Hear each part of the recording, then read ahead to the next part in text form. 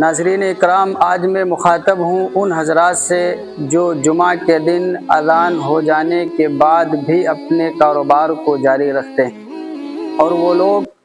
جو جمعہ کے دن اپنے کاروبار کو اس طرح سے جاری رکھتے ہیں کہ ایک دکان پر 2 لوگ بیٹھتے ہیں، اور پھر اگر پورے محلے میں 2 مسجدیں ہیں یا 3 مسجدیں ہیں، کہیں پر 1 بجے جمعہ کی نماز ہوتی ہے، کہیں پر 1:30 بجے ہوتی ہے، تو ایک شخص کو اس مسجد میں بھیجتے ہیں جہاں پر 1 بجے نماز ہو رہی ہوتی ہے، اور جب تک وہ نماز وہاں سے ادا کر کے آتا ہے پھر وہ دکان پر بیٹھ جاتا ہے، پھر دوسرا شخص جاتا ہے 1:30 بجے والی پڑھنے میں۔ یعنی اس صورت میں دکان بہرحال بند نہیں کی جاتی، تو اس کا کیا مسئلہ ہے اور اسلام کی شریعت میں اسے کس نظر سے دیکھا گیا اور اس کمائی کا کیا حکم ہے؟ ناظرین اکرام، میں آپ کے سامنے واضح کر دینا چاہتا ہوں کہ اللہ تبارک و تعالیٰ نے جمعہ کے دن کو سید الایام بنایا ہے، یعنی تمام دنوں کا سردار، اور بے شمار جمعہ کے دن کی فضیلت ہے۔ مختصر یہ ہے کہ حضور اکرم صلی اللہ علیہ وسلم کی حدیث ہے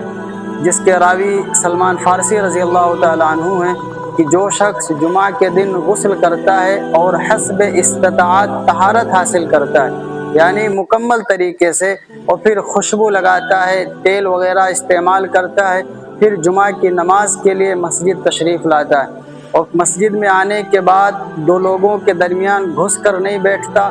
اور جو مقدر ہوتا ہے سنتیں وغیرہ پڑھتا ہے، پھر جب امام خطبہ دے تو خاموشی سے خطبہ سنتا ہے، یہ کام جو شخص جمعہ کے دن کر لیتا ہے تو اللہ کے نبی کریم صلی اللہ علیہ وسلم نے فرمایا کہ وہ شخص کے آئندہ جمعے تک کے پورے سال کے گناہ معاف کر دیے جاتے ہیں۔ آپ اس سے اندازہ کر سکتے ہیں کہ جمعہ کے دن کی کتنی فضیلت ہے۔ اللہ تبارک و تعالیٰ نے قرآن مجید میں کسی اور دن کے بارے میں یہ نہیں فرمایا کہ تم کاروبار نہ کرو یا یہ کام نہ کرو وہ کام نہ کرو، نہیں، بالخصوص جمعہ کی فضیلت کو بتانے کے لیے اللہ تعالیٰ نے قرآن مجید میں ارشاد فرمایا، یا ایھا الذین آمنوا اذا نودی للصلاۃ من یوم الجمعۃ فاسعوا الی ذکر اللہ وذروا البیع، کہ اے ایمان والو، جب جمعہ کی اذان ہو جائے اور تمہیں نماز کے لیے پکارا جائے تو تم فوراً دوڑ پڑو اور خرید و فروخت بند کر دو۔ آپ غور کریں کہ کتنی بڑی بات ہے۔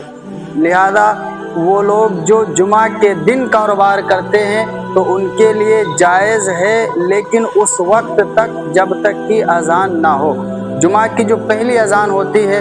اس اذان کے بعد سے لے کر جمعہ کی نماز تک کاروبار کرنا جائز نہیں ہوتا۔ تو بہرحال ہمیں اس آیت سے یہ بات پتہ چلی کہ جب جمعہ کی اذان ہو جائے تو پھر ہمیں کوئی کاروبار کرنا جائز نہیں ہے، لہذا سوائے اس کام کے جو ہم جمعہ کی تیاری کے لیے کرتے ہیں، جیسے کسی کو غسل کرنا ہے، کسی کو خوشبو لگانا ہے، کسی کو اور تیاری کرنی ہے کہ بھئی ہمیں جمعہ کی نماز کے لیے جانا ہے، تو فَاسْعَوْا إِلَىٰ ذِكْرِ اللَّهِ کا مطلب یہ ہے کہ اللہ کے ذکر کی طرف دوڑ پڑو، یعنی وہ تمام انتظامات کرنے لگو جو جمعہ کی نماز کے لیے آپ کو کرنے۔ تو بہرحال اس کے بعد حکم یہ ہے کہ مسجد تشریف لاؤ۔ پھر جمعہ کی نماز کے بعد اللہ تعالیٰ خود فرماتے ہیں کہ جب جمعہ کی نماز ہو جائے تو تم زمین میں پھیل جاؤ اور رزق تلاش کرو۔ ہمیں اس سے پتہ یہ چلا کہ وہ لوگ جو دکان پر بیٹھتے ہیں، 2 حضرات، ایک کو ایک مسجد میں نماز جمعہ کے لیے بھیجتے ہیں اور دوسرے کو دوسری مسجد میں، یعنی اس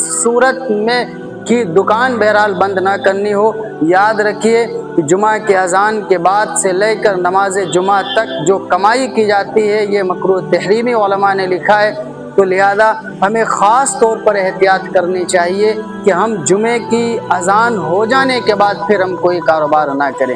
یاد رہے کہ اللہ تعالیٰ کا حکم ہم سب کے لیے ماننا یہ ضروری ہے، اور وہ لوگ جو اللہ کے حکم کے خلاف کام کرتے ہیں تو اللہ تعالیٰ کی طرف سے وہ سزا کے مستحق بنیں گے۔ لہذا جمعہ کی فضیلت کو ہم سب کو سمجھنا چاہیے اور یوں ظاہر کرنا چاہیے کہ آج جمعہ ہے۔ جس وقت جمعہ کی اذان ہو، جب دکان کے سٹریں گریں گی، لوگ دیکھ کر محسوس کریں گے کہ بھئی آج مسلمانوں کی عبادت کا دن ہے، اس لیے لوگ کاروبار کو چھوڑ کر نماز جمعہ کے لیے تشریف لے جا رہے ہیں۔ ہمارا معاشرہ آج جن برائیوں سے دوچار ہے، اگر دیکھا جائے تو ان میں ایک برائی یہ بھی پائی جاتی ہے حرص کی، کہ کہ انسان مارے حرص کے، مارے لالچ کے اپنی دکان کو نہیں بند کرتا کہ بھئی اگر ہم بند کر دیں گے تو پھر ہم کھائیں گے کہاں سے، ہمیں رزق کہاں سے ملے گا۔ تو میں واضح کر دینا چاہتا ہوں کہ وہ لوگ سن لیں، رزق کا مالک اللہ ہے۔ ہم لوگ اگر اللہ کے بتائے ہوئے طریقے پر چلیں گے تو انشاءاللہ کسی بھی صورت میں ہمارا خسارہ اور نقصان نہیں ہو سکتا۔